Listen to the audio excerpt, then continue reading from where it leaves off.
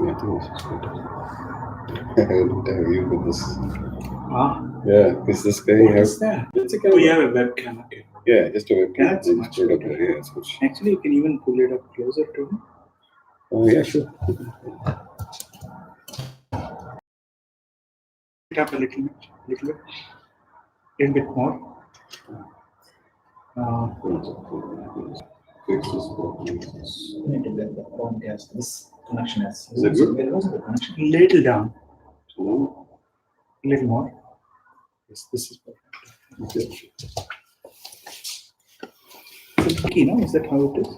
Yeah, but I think if on the other side it's okay. It's okay. Yeah. Did you share the? Oh yeah, I have to tell we are live. You need to get project self whatever Yeah. ID. Yeah. And you have it. Yeah, actually I have it. I just haven't get a chance to. Because that could be one central thing. That, see, what is happening is I'm sharing this link with everybody in West Coast and India. Wow. So this So they will continue to come back to the same link over and over again. You know what has happened? Uh-huh. I got a lot of subscribers on my account. I was at I think 54 or something. Now I'm at 181. So you would have crossed 1,000 actually, Rajesh. Actually, we do regularly. I know you had some 800 and odd, right? Yeah. Subscribers. That's Now you what have I crossed 1,000 now with this. So Rajesh has actually stolen 180. And our names are same also. So Yeah. was messaging you. They wouldn't even know. So that's what happened. A couple of people messaged me and I forwarded it to him. And all the people that I have shared it with, they really absolutely really watch enjoy. it, yeah. Yeah. Because some people So- texted me and saying, this is a good thing that you have live because sometimes, like, I think one of them, a couple of days back, the last Gita class, they called me and said, I got stuck in traffic Traffic, yeah. and I was sitting in my car and watching this. Yeah. So I'm like, you're in a safe position to watch it, right? No, you're not driving and watching it. Right? No, even if you just listen. Yeah, exactly. Yeah, That's cool. So for that, I had the podcast, right? No, You No, but it's not live. Is it live? no, it's not live. Yeah. Live is always better. You want live podcast? Oh, man. Okay, we'll get there. Excellent. Yeah, next level. I need to be very careful what I'm talking. I'm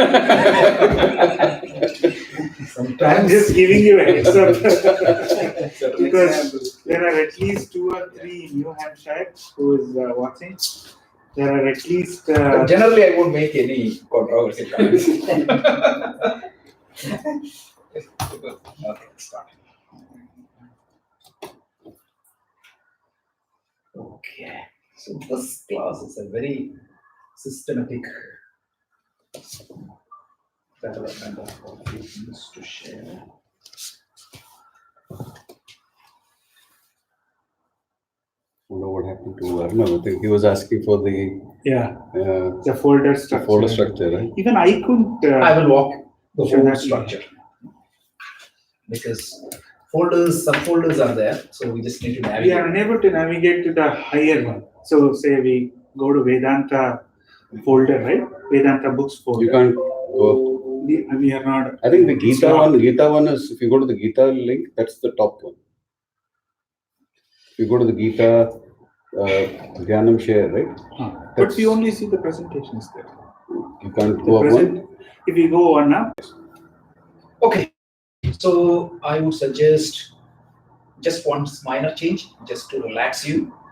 Please close your eyes and just listen to this chant. Because typically when we study the Vedanta, we need to start with an invocation. So it's just taking a couple of weeks off.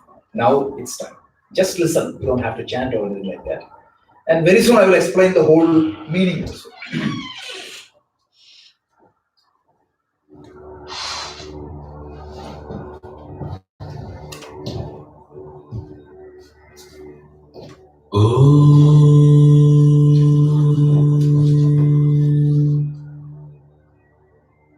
Sahana vavatu Sahanau bhunaktu Yeah,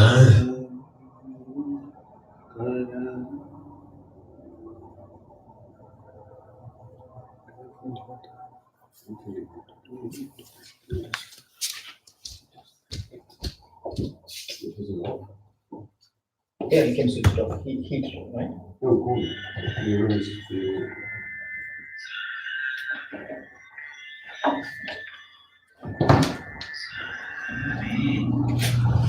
I don't know why this connection is going.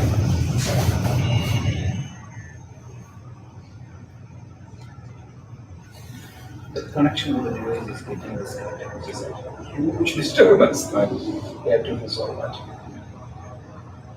Well, you can just Getting connected. do this. Sometimes the technology backfires, right? So we We put it just in. get a HDMI cable. Yeah, we are trying to avoid that Yeah, through wireless. I- But sometimes what happens is the technology has its own limitations. Can the TV actually take the stick? Because the TV usually has a USB stick, right? Which you can do slide next on that. Yeah, I don't know. I never tried. But you can't do the. Yeah, we'll try it later. Yeah, we'll try that later. Yeah, sure. Let me try to connect to the TV one more time. What is the TV? Now the TV is not even showing. That means it's a TV issue. Maybe if you just unplug the TV and plug it back in. Let's try one more time. Sorry. Oh yeah, that's good.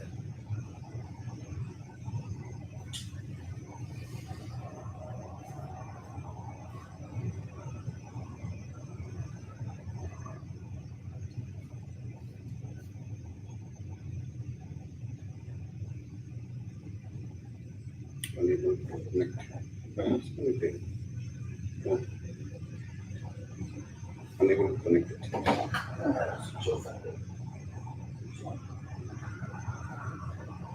The problem is with TV or the laptop? No, but it doesn't show up on your laptop means it's the TV. It's the TV. No, it came up. Oh, it came Came up, but it's not able to connect. It was unable to connect.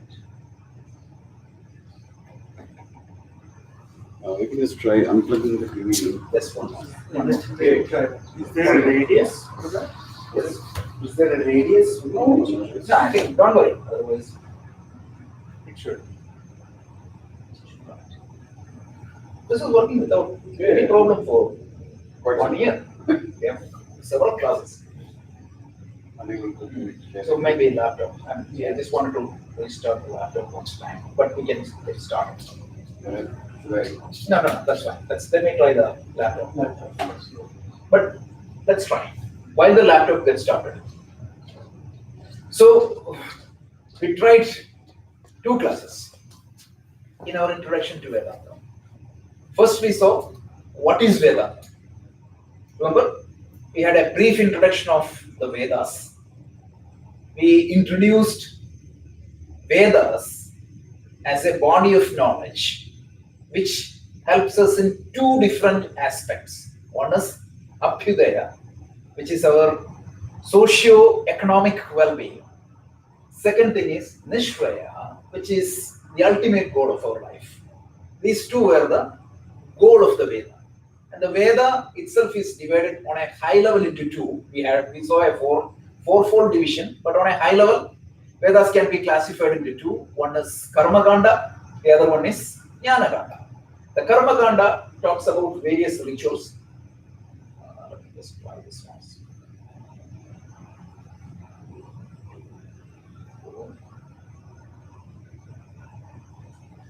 Oh, this time to connect. But we'll order a Chromecast if that works effectively.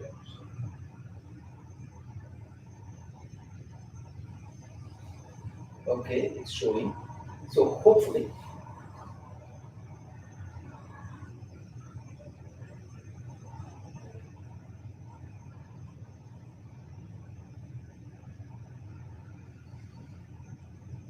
Also, we'll get it. No, finally showed up. It's good. Okay. Thank God. So let's run the PowerPoint. Okay, so let's just listen to the prior ones.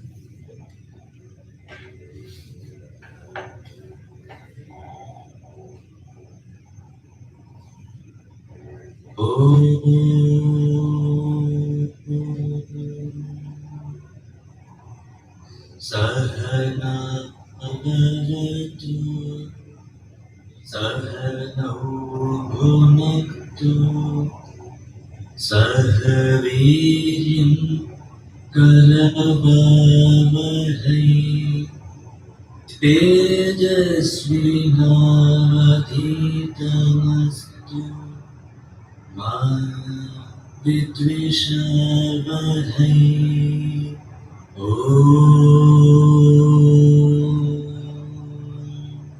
Shanti, Shanti, Shanti. I'll put this mantra in the folder. This is sent by Kavalam Sriman. Okay. He did exclusively for us. This is in the way I want it, because this is really good. He sounds very much like Harihar. No, actually, he's known for the chanting. Okay, yeah, He's but very famous for his chantings and everything. So he recorded the chapter 1 of the Bhagavad Gita. So that also I put. So nice. And one more, Upadesha of Ramana Maharshi. Okay, so we saw what is Vedanta, and we saw that the end portion of the Veda is known as Upanishads. Upanishads means the definite knowledge about yourself. Definite knowledge about yourself. That is the Upanishad. And then there are certain other textbook or the other studies also conducted based on the subject matter covered by the Upanishads. And that is known as Vedanta in general. Right? So we saw that there are 3 canonical textbooks known as Vedanta. Upanishads, Brahma Sutra, and Bhagavad Gita. And Brahma Sutra was a systemization of all the Upanishads. And Bhagavad Gita is an enhancement of the Vedantic teaching by making it so practical, day-to-day life, and also summarizing the entire Upanishad theme into Bhagavad Gita. We saw in the Gita Dhyanam one verse, remember? Sarvopanishado Gavo Doktha Gopalanandana. It's the milk coming out of the cow of Upanishads. And also Gita enriched itself by collecting some best thoughts from the other schools of Indian philosophies, which mean Indian darshanas. It's not philosophy, I'm contradicting myself. Like Sankhya, Yoga, Nyaya, etc. In our second session, we saw what means when you want to study about yourself, you want to understand a little bit more about you. So now onwards, the entire study is centered around you, and probably about little bit about world and a clear understanding of that universal intelligence or the God, whatever you call, and the relationship between these 3. This is the entire subject matter. So in that process, we started analyzing as a human being or as a living being, every living being pursues certain goals. Survival or security is a fundamental need of every being. Even an amoeba will respond to the security things. Like if it finds a threat, it will try to go away from there. You could see that the birds flying from one place to the other, every animal instinctively respond to the security thing. And every being seek happiness. You can see even amoeba, like I saw one example, right? If you put a sugar crystal, you can see that the amoeba is moving towards that. Experiment was done. Every living being instinctively pursue happiness. So security, happiness. And then we saw that human being, being a special being, seek some additional goals. We saw that dharma. Dharma means what? Doing what needs to be done. When you have a choice, animals don't have a choice. If a cow saw a field, it won't think that it is Kailashji's field. As long as it see a green, it will come and eat. You may beat him and drive him away. Next time she may not come and eat. Why? Because it is afraid of the beating. Not not even for a second, it will think that I'm doing wrong. Because it is programmed. So that's why no law can punish any animal. When a lion kills a deer, it is instinctively programmed. Whereas you and me, in most of the cases, we have a choice. Today night you had a choice to come here, you had a choice to go to a movie, or you had a choice to fight with your spouse. All these are different choices. So when a set of opportunities presented to me, what I pick, I can do right thing, I can do wrong thing. And when I choose right thing, when I follow what needs to be done, and I will say that I'm in line with dharma. Whenever I follow dharma, the dharma may create two types of results. One is the pratyaksha phala or drishta phala. So if you go and cheat somebody, the law may take its course. It may catch you and it may give you a punishment. If you didn't pay the tax, IRS will send you a notice, pay with this much fine. That can happen. Sometimes what happens? You can even fool IRS. You can fool the local law. But we say that the Vedas tells that there is an adrishta bhala. Whenever you do something good, a positive punya will be credited to your account. And whenever you do something bad, a papa will be credited to your account. And every life situation happens to you is based upon that punya and power. So since you can earn this punya, that itself is a goal. And that is what is dharma. So the dharma tells me that you can pursue artha and kama, but under the constraint of dharma. And then we saw that, right? Whatever you do, still you are not secure. Still you are not happy. The very fact that you are pursuing security indicates that you are not fully secure. The very fact that you are seeking pleasure indicates that I'm not completely happy. Temporary happiness is there, no doubt, but permanent happiness is not there. So, can I ever get complete freedom from all the insecurities I have and all the unhappiness I have?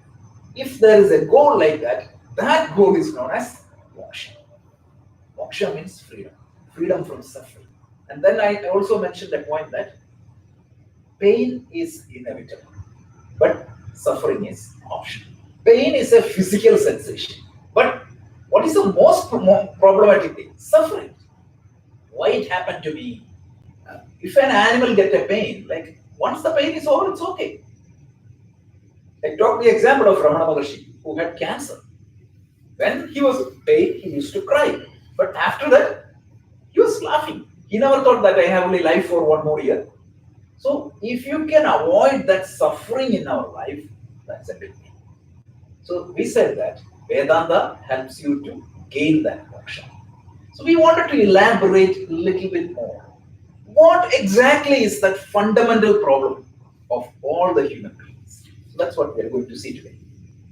What is the fundamental problem by which I am seeking security and happiness throughout my life, but I'm not getting it completely? So let's explore that scientifically and logically a little bit more so that you will be convinced why you need to study Vedanta. So once this is done, we can go deep because it's a systematic development. So let's start with the topic. So these are the topics we are going to cover today. The first one is there is a sense of limitation in every one of them individual. Don't take my word, that we are going to think through that. And then what exactly we do to remove that sense of limitation? And we will try to see some of the facts about these limitations. And then why this limitation happens to me. And finally, we'll mention the solution and then we will start talking about the solution from next class onwards. This is the topic. But please listen carefully and think through it, because without thinking, you will not get it. And what I'm going to tell is very obvious, but sometimes you miss the obvious. Remember the Sherlock Holmes story? Yeah. So let's start. So first one is, I'm going to bring your attention to 3 people: Rajeshji, Ratnagarji, and Kailash. After the class, I requested you to go there and help me in fixing a board there. 3 means first Rajeshji started walking. Immediately you cried and come back. Oh God, there is a snake there. Why? Your eyes captured the image of a snake. And you had the memory of the snake that it is dangerous. If the snake hit you, it is dangerous. So that's why you scared and you back. What was your experience? You saw a snake. Okay. Now let's take the second person. Okay, then you said, no, let me go and see. But you had let's say that your eyes you forgot your glasses, let's assume. You didn't see anything. Were you afraid? So what is the difference between you two? Perception. You saw something and you had some knowledge on that made you scared. You didn't see it. That lack of knowledge. Without seeing it, it won't register in you. So there was no knowledge about a threat there. You saw something and your knowledge interpreted that as a threat, and that is why you got scared. You didn't see anything. So there was no problem. You went there, came back. So third person, you went there. You went there with a torch. You put the torch there and you saw a rope. So you had the correct perception. Correct perception, okay. You didn't see any threat. You saw a threat. You didn't see any threat. You didn't see any threat. Compare and contrast between 3 people. There is a fourth. 2 people, right? There is a fourth dimension also for this side where a child, for example, Yeah. if it's really a snake, the child doesn't know it is a threat. Correct. So it may still. Yeah. It's okay. Correct. That I would put in that category. The correct perception. So let me try to, don't think about Vedanta or anything bigger here, right? We're trying to see with a very practical day-to-day example. So what is the difference between you both? You both were not afraid. One was ignorant and one was informed. One was completely ignorant. One was Informed. completely knowledgeable. And what about in your case? Somewhere in between. Misconception. You had in between. Okay. So now, please keep this in mind. This is exactly what we are going to see. So now, let's go and analyze step by step. Mind you, so let's look at this thing. When these statements are very interesting statements.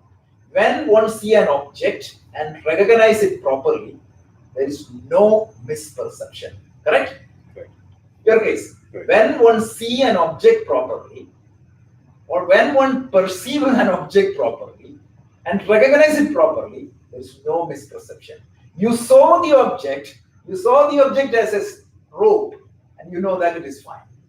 And in your case, you saw something, but you misperceived, right?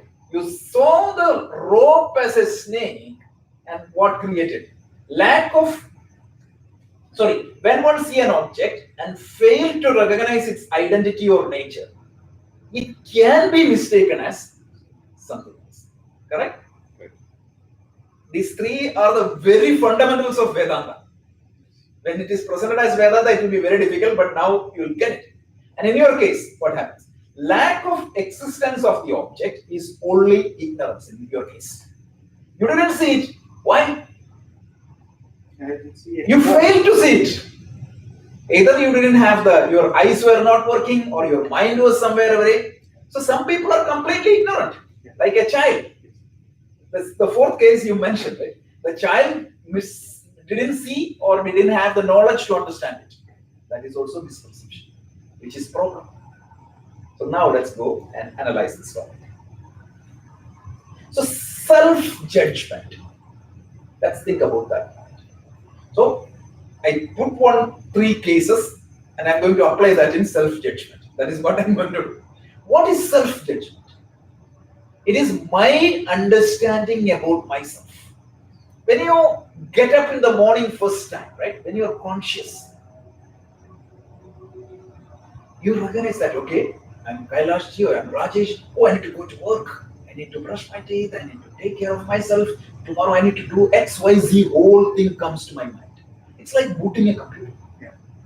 When you boot the computer, what is going to happen? The operating system will be loaded into the executive memory. Then all the main programs will be like that. First, your own self-identity will come to your executive memory. That's how the brain works, exactly how the brain works. And then all your additional things will pop up in your main memory. Whatever comes to your executive memory, you are conscious of it. So the self-judgment. Who can make a self-judgment? The animals. Animals have consciousness. What is consciousness, by the way? I tried to explain the other day. When we say in Vedanta consciousness, it is not the consciousness that the neuroscientists refer. People try to compare that and make a mistake. We use the term with a particular definition. If you don't like the word consciousness, use something else. But sometimes these synonyms can create a problem, because as per the neuroscience, consciousness is an attribute of your mind. Mind you, the consciousness is an attribute of your mind. Whereas Vedanta has a totally different definition.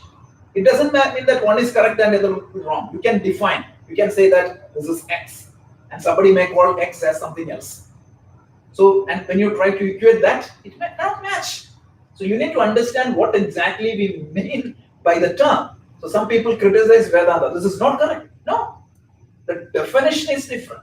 So the definition of Vedanta, the consciousness in Vedanta is that by which, please understand this definition carefully, that by which your thoughts are aware of. That by which your thoughts, emotions, and feelings are aware of. That is what is known as consciousness. So the animals, they are conscious, but their consciousness is very, very, very limited, right? The scope of committing any self-judgment is minimal or none, because the animal don't think that, one cow won't think that, okay, that cow is giving more milk, I don't give that much milk. That thought will not come at all to a cow, right? That's why I put some examples. One cat will not wish that my child should become Ivy League graduated. No way, right? One horse will never do research to fly, because the sense of individuality is very less, a primitive operating system. The consciousness is there, but their mind is very primitive. Very primitive means it will be run extremely by instincts. The possibility of making choices are very less. So, when you don't have much option, when you don't know how to think, the probability of making error is Very low. very low. Do you want to be like that? Absolutely no. You want highest possibilities, right? If you don't know drive, what is the probability of you making a car accident? Zero. Zero, because you cannot drive. Otherwise, when somebody else should be driving you. What I'm saying is, you making a car accident is less. So when you have more possibilities and more choices, the probability of you making error is also high. So the human being, the difference between animal and human being is the level of consciousness and the intellect. The animals don't have that intellect. They cannot make choices. They cannot judge others. They cannot judge themselves. They cannot think about future and do a lot of whatever future planning they do. They are instinctively programmed. They have some survival instincts programmed. That's it. That's all pre-programmed. They cannot go beyond your programming. And it means, see, that's why they say the evolution stops at the human being level. Because I don't know whether you read this theory, like Darwin came up with this evolutionary theory, right? So from a unicellular organism, we evolved to a highly evolved human being. So 100 years after that Darwin's paper presentation. There was a Chicago conference on evolution. So one scientist from England, his name was Sir Julian Huxley. Anybody heard of that? Sir Julian Huxley, very famous. You can Google it. He came there and he put forth the second stage of evolution. The first stage of evolution, he said, it is a physical evolution, a chimpanzee turning into a human being. But his point was, once you become a human being, you don't need a wing. You have the intelligence to make a brain. So this paper was very important. So he said, the second stage of the human evolution is not physical or organic evolution. It is called psychosocial evolution. It is the evolution of your mind. So that mind, the highly sophisticated mind, is the greatest gift. Or that is what makes a human being human being. Even the name of Manava means it came from the one who can think. That's the whole definition of the human being. So what I'm saying is that the possibility of the animals making a self-judgment is very minimal. That doesn't mean that they are perfect. It is ignorance. So the three examples I showed, right? One person didn't see, so he was not at all afraid, no problem, no self-judgment, no insecurity, no lack of happiness. So that is animal love. Now, when it comes to the human being, let's see. Makes sense, right? Okay. Now the human being, the problem is what? He has the capacity of the critical awareness for himself as well as us. Wonderful. The power of the human brain is unbelievable. There is not even a supercomputer, nothing in the planet as sophisticated as a human brain. I told you about several books, a brief tour of human consciousness. Just imagine how intelligent it is. How intelligent. Like how much connections are there, everything.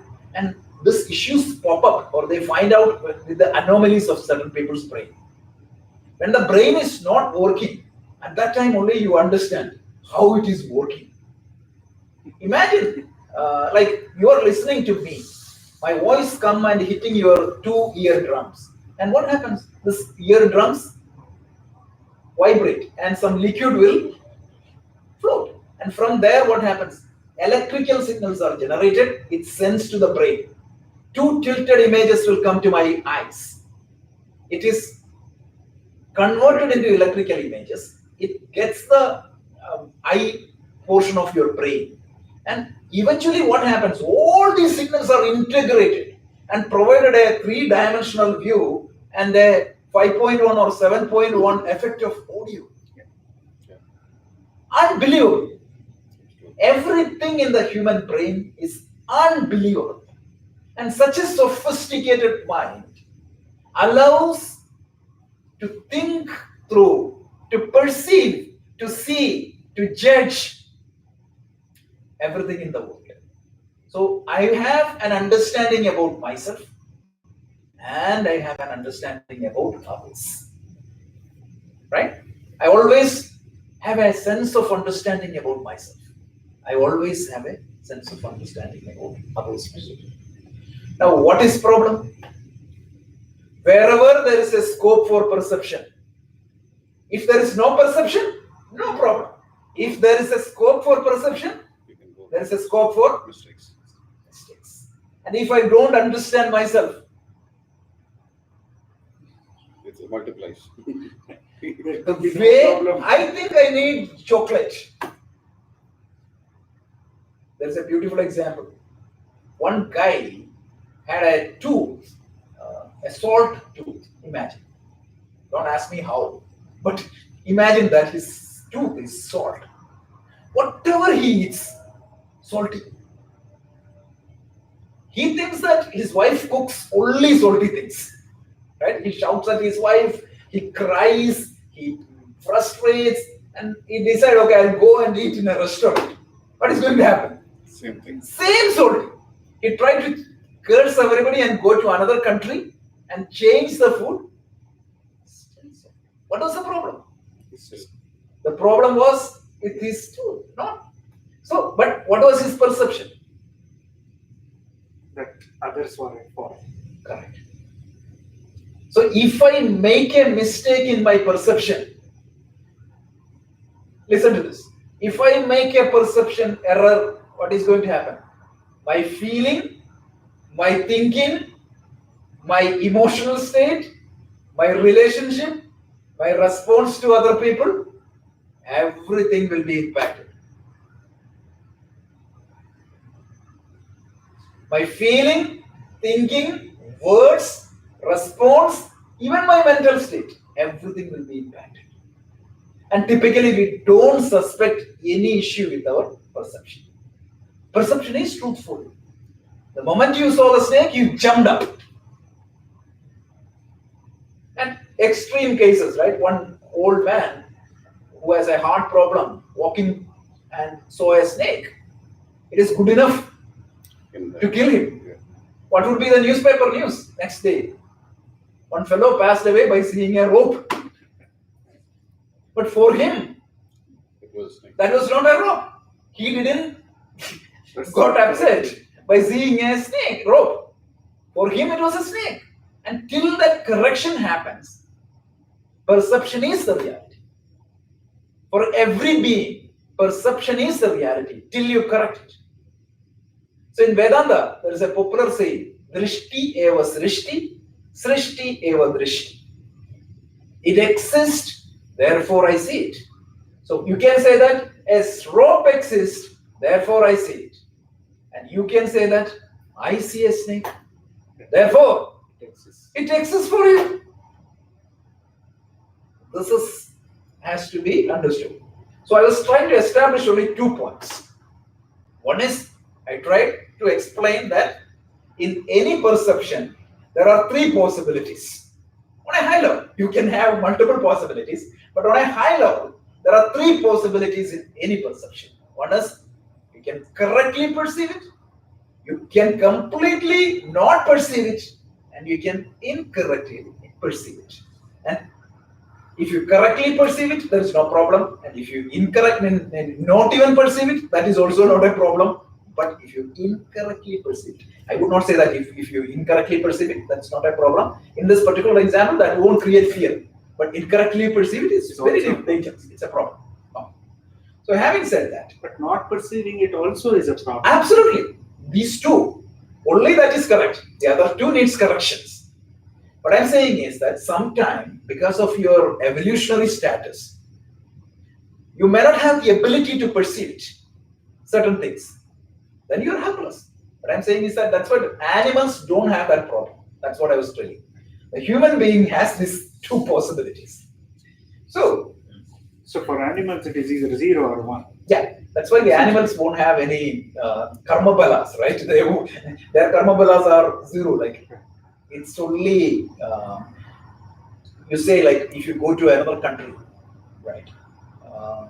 You cannot work there, so you can only spend there. So in our karma theory tells that when you have become an animal or a deva, don't worry, these are all symbolic, right? So when you are an animal, you are only expending your karmas. That's it. Once that karma is back, you're back.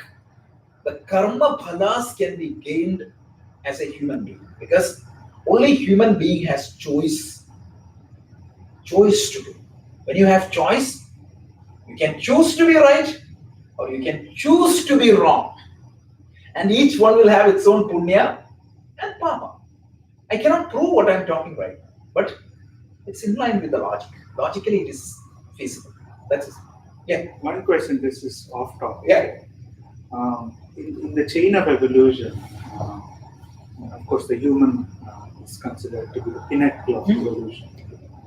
What is Vedantic perspective about human beings being reborn as a particular animal, which we have heard his stories, some sages being born as Yeah. a Yes, sir. deer or, you know. So I'll just an give animal. the traditional answer. The traditional answer is a human being can live an animal life. So if you're, I heard somebody saying that if you are like a tree, completely insensitive to other people's suffering and everything, what happens? Your punya exhausted, you go back as a tree. There's no way. If you ask me how to prove it, I cannot prove it. But that's a belief. Like that's why these certain things are belief.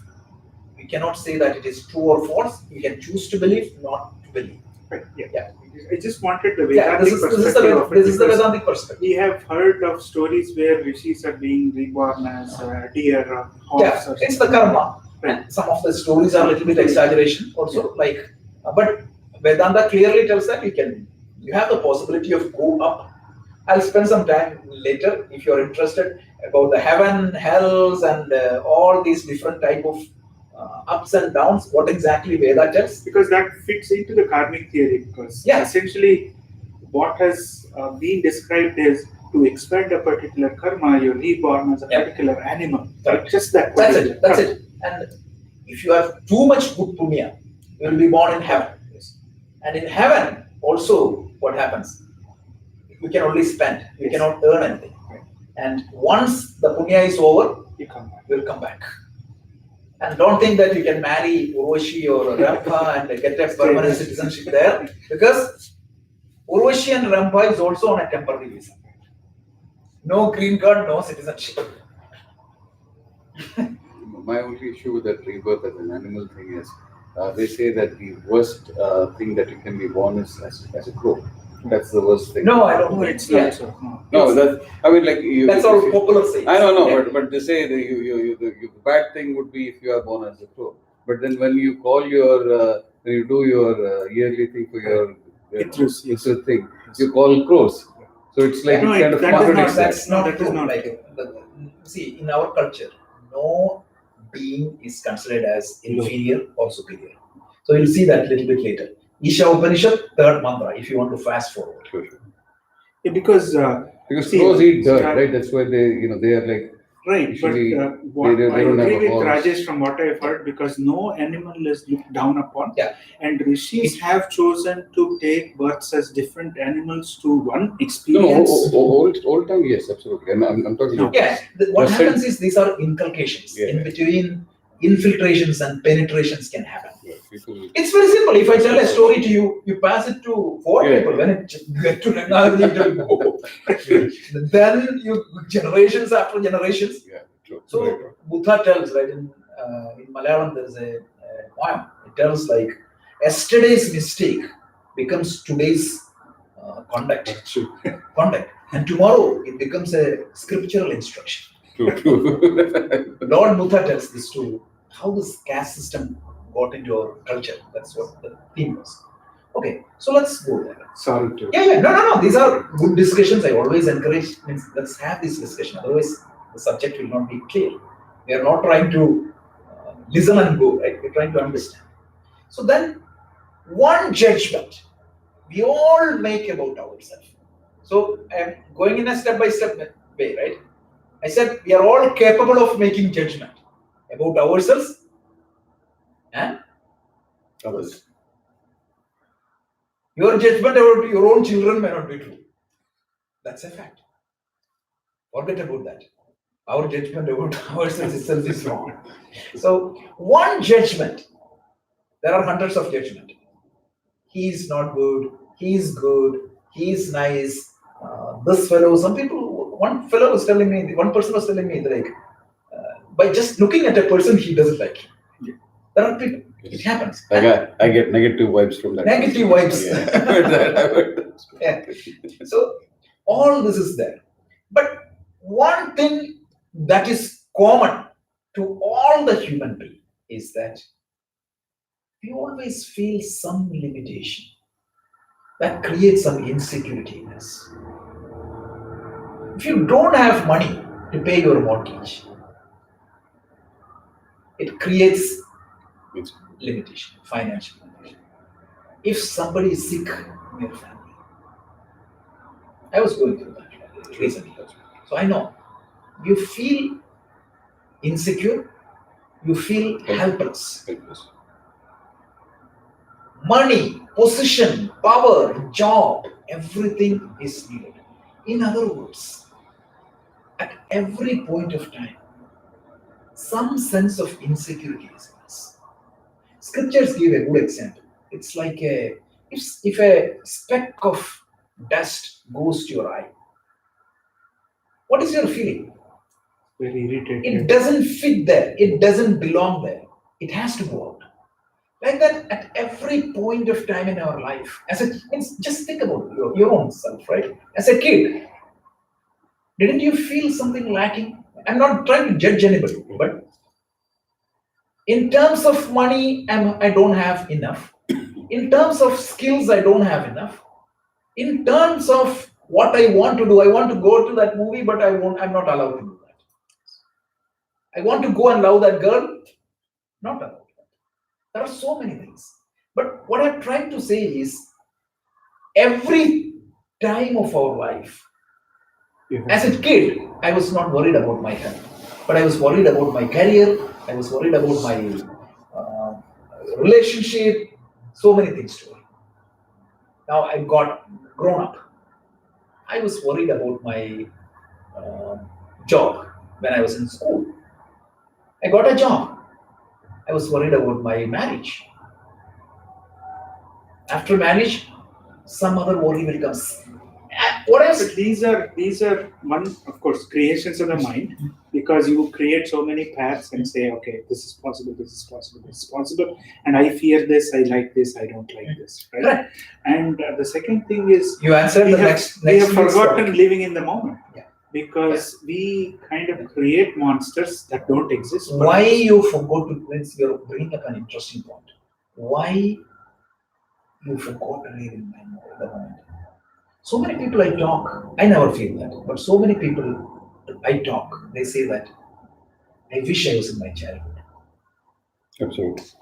You feel that? Absolutely. I never feel that, but so there are several people. Feel No, I that. mean, there are things you want to change in your life, in your Right, life. no. That's But what. a lot of people used to tell me that their childhood is their best time. Some people say that, okay, my first year of marriage was best. Some people tell me that when my child was under 10, it was fantastic. Now, Karol, his behaviors are not tolerable. But what I was trying to say that what I lack is variable. That I lack is constant. The moment I started thinking, till now, I always felt that something is lacking, which is true. I didn't have an iPhone. I didn't have a job. I didn't have money. But you need to seek all these things. Where is the problem? The dependency of myself on certain people, certain condition, and certain situations for my security. I feel that okay, I have means a good relationship, and these are all variables. And my security and happiness is dependent upon A, B, C, D, E, F, G. And by the time A, B, C becomes, E, F, G goes. And you go and fix E, F, G. I was reading a wonderful story. One guy, he was a brilliant student, but his father was so strict and making a lot of difficulties in his childhood. Of course, with good intention, but the difficulty is difficult. Like, so very strict, and every day was a nightmare. So he thought, okay, by the way, get a job, everything will be okay. He got the best job. He was fantastic. He got the best job. Now, his worry was about saving the job forever. yeah, saving the job, and means proving the job, merit, saving the job, and then what happened? He felt lonely. He said, there is nobody to love me. I was a genius. Naturally, I'm away from any relationship. There is nobody. Every relationship is superficial. And finally, he got married. That problem is solved. And then he got a kid. He is worried about The kid. So he started investing money because nowadays colleges are very expensive. And he started working extra. What happened? His relationship started spoiling. he is emotionally disturbed. And then the stock market crashed. The money is gone. So from womb to tomb, you are insecure. And what is the result? What you just said. He failed to enjoy that beautiful smile of his child. Yes, he had to get all these things, but he considered himself as insecure and unhappy because his definition of security and happiness never met. By the time he met the current definition, the definition changes. So it's like numerator and denominator. It's always chasing a mirage. Yeah, but that doesn't mean that you should not chase. But Vedanta never tells you don't chase. But you're chasing happiness and security at wrong place. These objects has a value. You need an iPhone. You need a camera. You need a center. You need money. You need to pay the mortgage. You need to have the house. But don't think that these things will make you secure Or happy. and make you completely happy. Now let's try. Why? Okay, so I just wanted to show you one thing. So what happens? These goals are so important to us, meaning securities and happiness. Because it is achieving these goals, we hope to escape the feeling of inadequacy and become a complete person. This is what we think. I have XYZ, I'll be happy. I will be adequate. I'll be secure. I always quote this example. Imagine you are studying in 8th grade as a child or as a teen. What was your ambition? Can you tell what was your ambition at that time? I will. Yeah, anybody? Yeah, see, to be honest, my lookout and ambition at that time was this was olden days. So to earn a 4-figure salary in rupees, right, and to own a moped. Because that own a moped. Yeah. Because my neighbor had a moped, and he was working in a good company, earning a 4-figure salary is what I heard, and I just wanted to be like him. So if you had prayed to God at that time, I did. right? This is the wish, right? Yes. So if imagine if the God appeared in front of you at that time, this would have been the boon you would have asked for. Yes. And God said, "Tadastu." Yeah. Now, imagine your state, 100 times more than what you have wished for. Yes. Much more. Right? And I'm just figuratively saying 100 times more than what you have asked God for. Yes.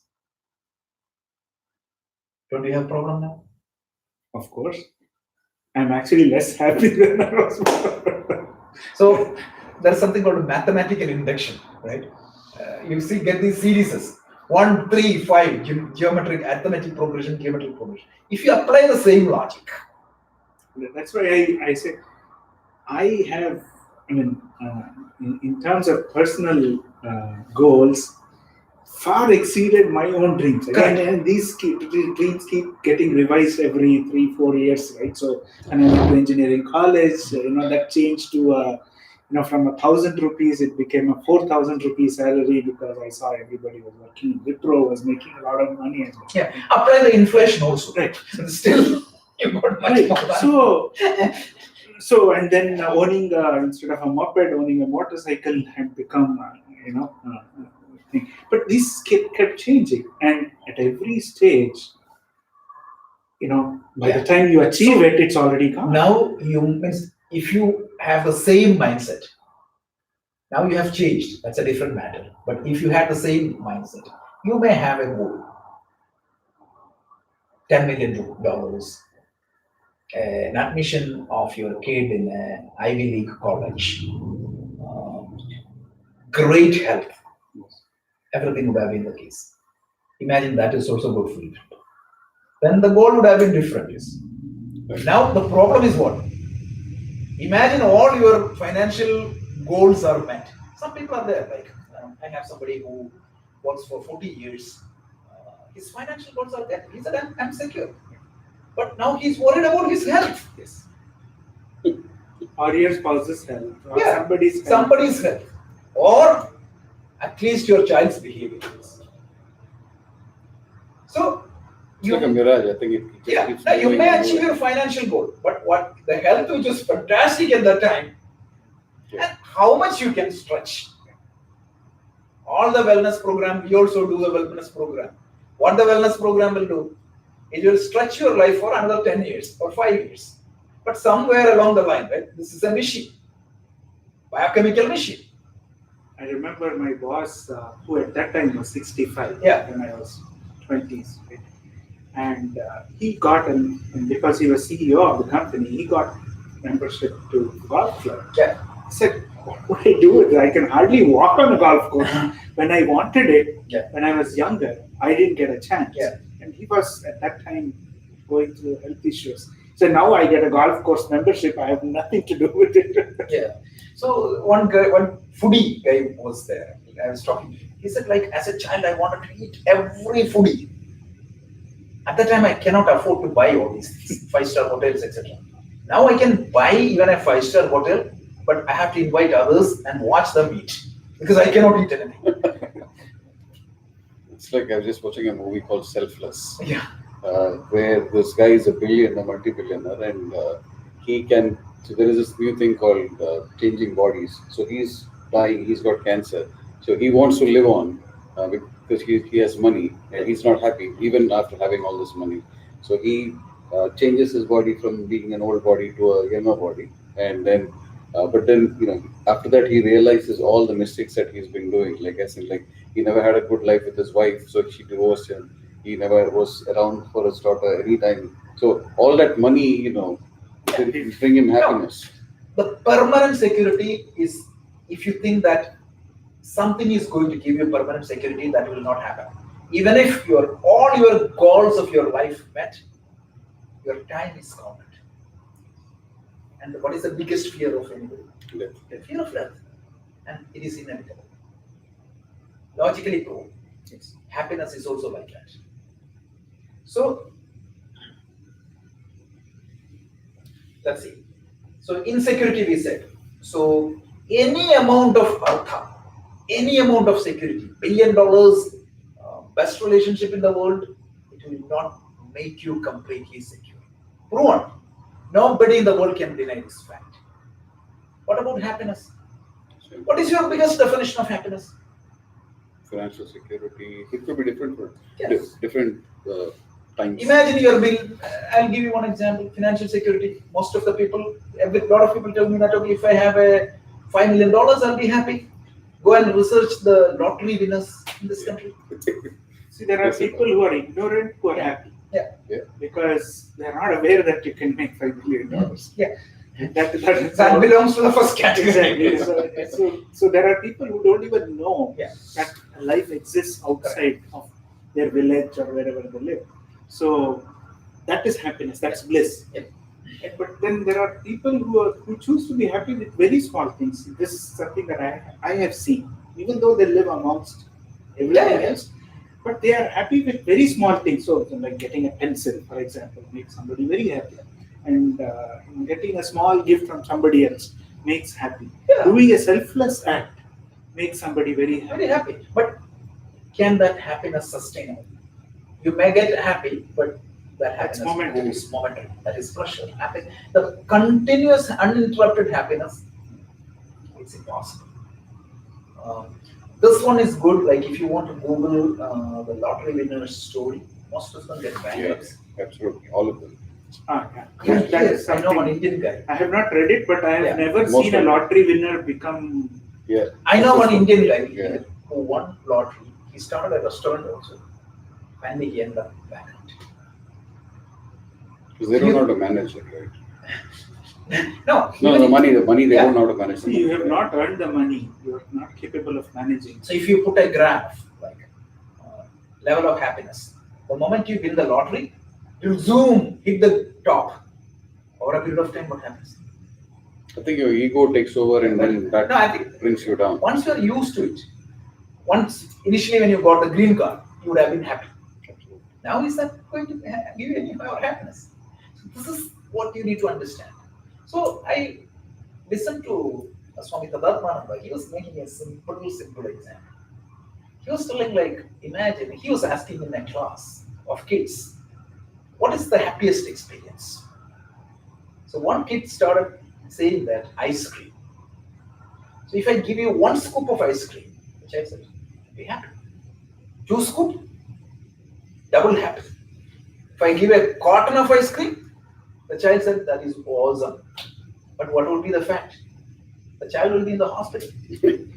Law of marginal utility, right? We learn in So that's the point. So if the happiness was really in the ice cream, more ice cream would have given me the happiness. The happiness is in my mind. The ice cream is just quietening the other part so that I can experience that happiness. That's why in our culture we call it as Shanti. Shanti means it comes from a root called Shan. Shan means quite enjoyable. when you quiet the other things, you will where is the source of the happiness? Happiness is very. We are going to explain that more, but I don't want to fast forward. I just want to bring this Yeah. up because this is very profound. Yeah. Somebody who I follow, and this person, we all got him in Canada, and people were excited, we want to take you to some very beautiful place here in nature. You see all that. So he said, what difference does it make? Oh, it's wonderful, there are falls, rivers, lakes, whatever, the nature is wonderful there.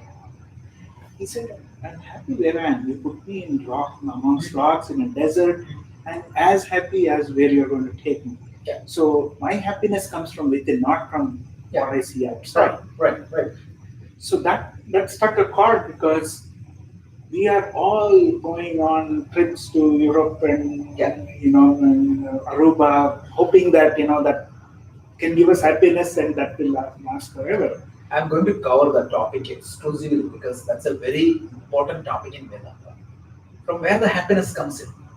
And it's a fact that when you go to Switzerland or say Germany, you may get happiness.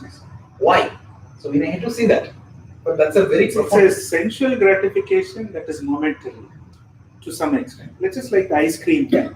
But then again, it is unidimensional at that point of time, right? You, as you said, you quieten down all other senses, and only your taste or your smell is at that point of time active, and you just are in the moment with it. So that gives you that happiness. But it doesn't last because something else will disturb the mind. When the mind is disturbed, that happiness is gone. So here, that's the point. Short-term pleasures may give us temporary relief, but that's not the permanent solution. So from not womb, but since the moment I am conscious to the last day, what happens? You're in pursuit of that. You always seek security and happiness. And somebody may say that is life. Otherwise, there is no progress. That is not correct. We will prove that. Because you're missing your life completely. But for all of human existence, practically, right? People have been chasing this happiness. You need to chase security, but don't think that you will get security from there. That's the point. Vedanta, the Karma Yoga is going to tell you that is work without stress. That is the definition of Karma Yoga. We're going to see that. You will do much more than what you're doing now. Look at all these Mahatmas like Vivekananda or Shankaracharya. They work twice as that of ours, and they achieve much more than. Look at, it's like a CEO. Or 10 human births. Vivekananda or Shankaracharya or Swami Chinmayananda in the modern times. Amazing. Like he built an empire, like 400 centers around the world. Even management studies can happen on this, how it is possible. So they worked more than that. So they will seek security. They earned all this wealth, institutions, everything. They seek happiness. They will also go to a movie, but difference is there. Because for me, I'm obsessed with that. I attach my security and happiness in certain things. They are already happy. Then once I'm happy and contented, I can work without stress. That is the science we are going to. That is the side benefit we are going to get through Vedanta. So let's go to the next topic. What I wanted to drive home is, let's recognize the fundamental problem here. Why I attach my sense of completeness in objects and my sense of happiness in objects? Because I feel that this is the fundamental problem. I feel not seeking is the fundamental. Seeking is not the fundamental problem, right? You need to seek, but I feel that these objects, these people, and this environment is going to make me secure and happy. The smile of your child, the bank balance, the position at work, the beauty of your body make me secure, happy, contented. But even if all that exists, Yeah. you're still chasing the fifth. Correct. No, that's what I imagine that. So I imagine that ABCD is going to make me happy and contented. By the time I get ABCD becomes EFGH. That's it. But that is wrong understanding. This is the fundamental problem. So the feeling of completeness that one gains by acquiring security and pleasure is momentary. So we have to struggle some more to gain more. Right? When I get ABCD become EFGH. I have to struggle. When I get EFGH, it becomes XYZ. Right. So now there will be always, Endless. yeah. So Swami Dayananda Saraswati beautifully said, what happens? How the materialistic human life progresses? Convert luxuries into necessities.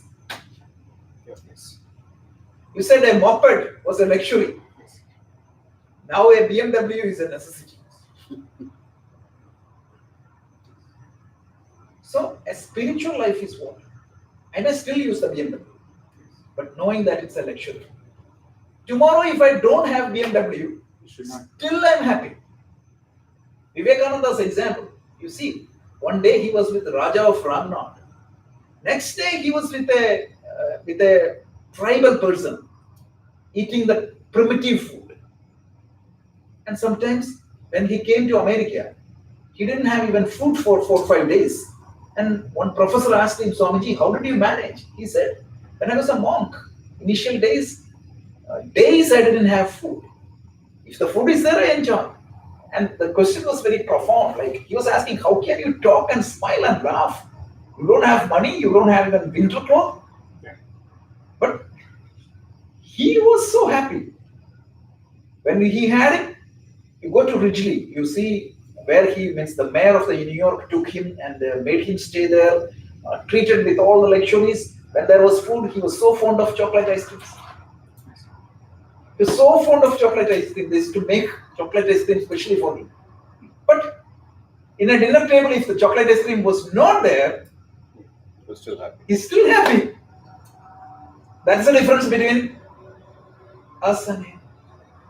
For us, the presence makes us temporary pleasure, but the absence gives us pain. All this comes because of our likes and dislikes. Just take 5 more minutes. So the fundamental problem is we want to feel complete because we already have a sense of feeling that I'm incomplete. I'm insecure.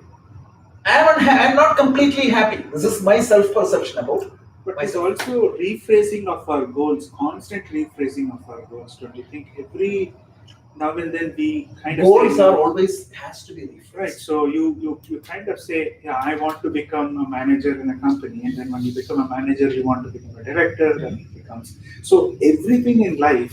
Our mindset is, oh, I got this. Now what next? Correct. No, you have to follow that. You need to progress, right? Otherwise, life will stay there. What I'm saying is that is perfectly fine. But the problem is, my goal was to become a manager. But when I become manager, I'm still not happy. I feel insecure and unhappiness. I'm not enjoying, right? Imagine how much I struggled to become a manager. When I became the manager, still I'm not happy. Why don't you enjoy that and then try for the director? That is perfectly fine. When you become a director, try for the officer. That's all fine. But the problem is what? Not enjoying When I become a manager, I still feel insecure. When I become a director, I still feel insecure. So why? Because basic human problem is the perception about myself. I see myself always as an incomplete person. A self-inadequacy I see in myself. So I think that by getting this object, by having a relationship with this person, is going to change my self-inadequacy. So now Vedanta comes and tells me that, hey, all that is correct, but are you really insecure? Are you really unhappy? I will say that, no, I am unhappy. Why? I feel unhappy. You may not even verbalize. Some people may not verbalize. People like me won't verbalize, but I know the feeling, how much insecure I am. That feeling is there. It is not, It's a constant feeling. it's a feeling, right? That worry is always there. Every doctor's visit, you're worried. Not in the past, but when you go to that level, right? Right. Somebody was telling me the other day. Every doctor's visit is a Right. anxiety. Yeah. Sometime or the other, something will come and hit you, for sure. As I said, like how much you can stretch. So I feel always that inadequacy is there. What is that inadequacy? It may vary from time to time. Childhood, it was money. Now it was time. Maybe later it is health. But that inadequacy, I feel it. And for me, just like you ran when you saw the snake, I cry based on that feeling. I'm insecure. I'm unhappy. Who said no? If somebody comes and tells me that you are unhappy, no, that's not my experience is. And for me, my experience is the reality. You saw the snake and you ran away. Nobody can blame you. You're not running by seeing a rope. You're running seeing a snake. Right. So when I look at myself, I see, A snake. no, I see insecurity. I see unhappiness within me. Here. And you do every possible drama and actions to change that. Because, so you saw the snake. So you buy a gun. Right? Right. You get a stake. And you phone up 911. Nothing is going to change that. Really? Really speaking, that's the truth. So now I try to change my self-inadequacy by possessing arthas and kamas. 3 more minutes. We'll stop. Arthas and kamas as much as possible. And whatever I get, it is like that guy changing the food, right? Yeah. His wife food, he changed to restaurant and he ordered from outside imported food. Nothing is going to change. So Vedanta comes back and tells, hey, I'm going to give you a definitive knowledge of yourself. There is a fundamental cognitive error. There is an error in your understanding about yourself. Because of that, you feel inadequate. You feel not fully happy. This is the problem. This problem is what? An error in understanding myself. If I don't understand myself, any perception, remember, come back to the same example. If you make a perception, at least for theory's sake, assume that you made an error about yourself. You're trying to solve the problem. All the money you spent in killing that snake, is that worth? So Vedanta comes back and tells me here that you have a problem. Vedanta proclaimed that we are complete. You don't need an external object to make you secure. You are such Chit Ananda. I'm going to explain this later, but for the time today, my goal is to make you understand the problem. It can be stated in one statement. There is a fundamental problem in you understanding yourself. All the other stories are only for that. What does Chitananda mean? Sat means your real nature, absolute reality. Sat means that which will not change in the past, present, and future. I'm going to spend some time on that. Chit means consciousness. Ananda means joy, happiness, uninterrupted happiness that comes within. So you are that. So, but it's like a king mistaking his identity as a begging person. So you are the inheritors of the total happiness in the world, but not getting it. So to fix that problem, what is to be done? To look inward. How do I remove the snake to rope? Through life. By Yes. recognition. Understand. So Vedanta tells, so now Ratnagarji came back and told you that there is no snake there, it's only a rope.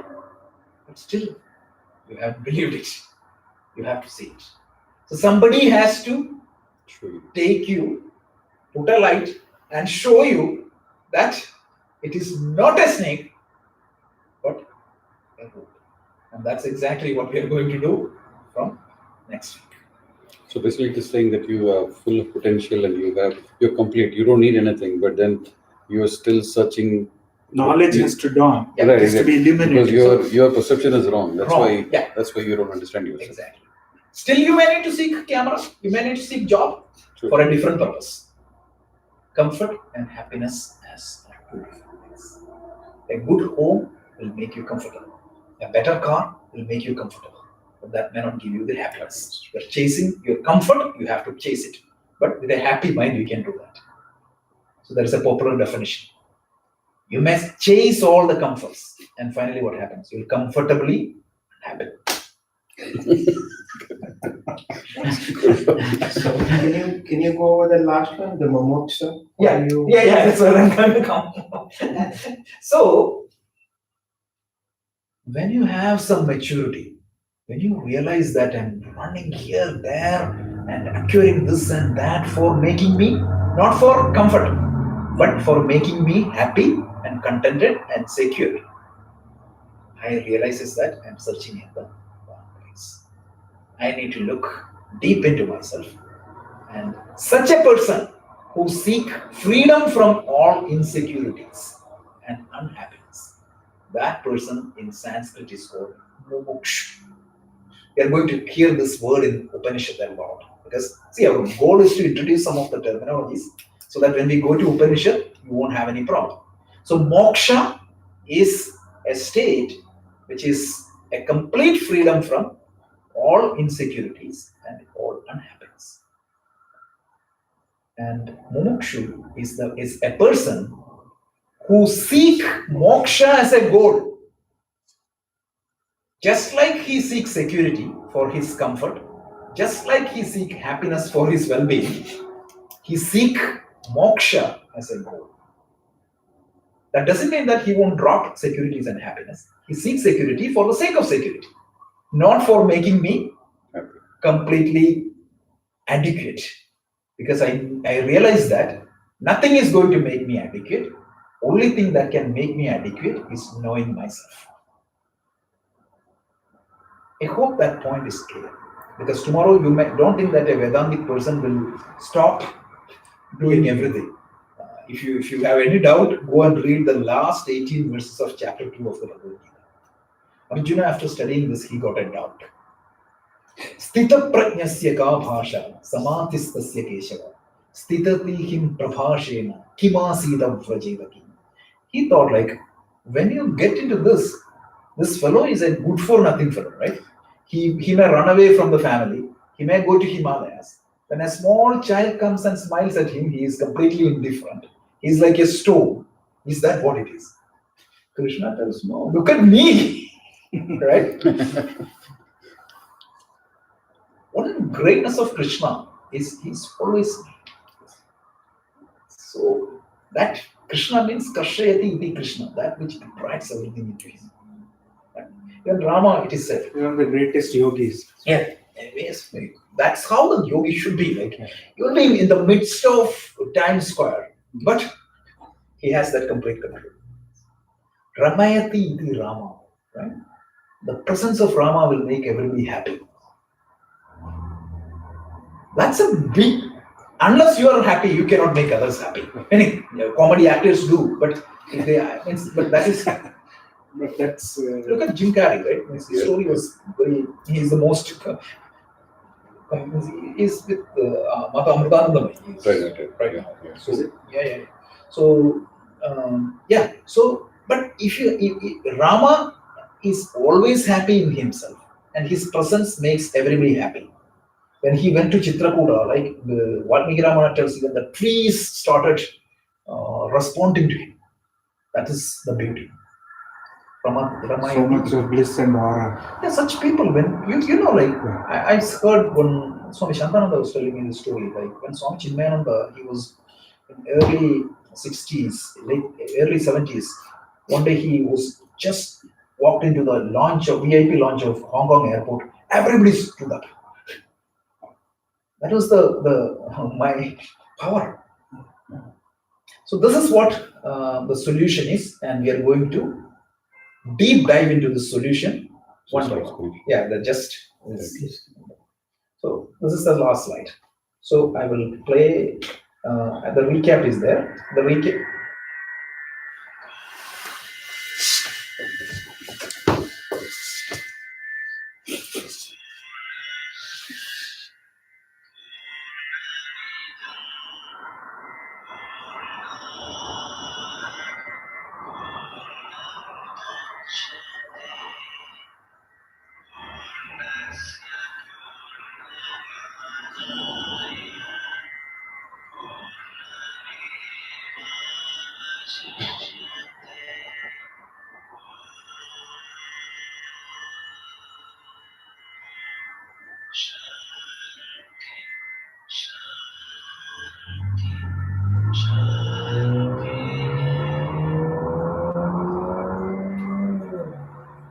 Okay, so from next week onwards, we will try to understand ourselves properly.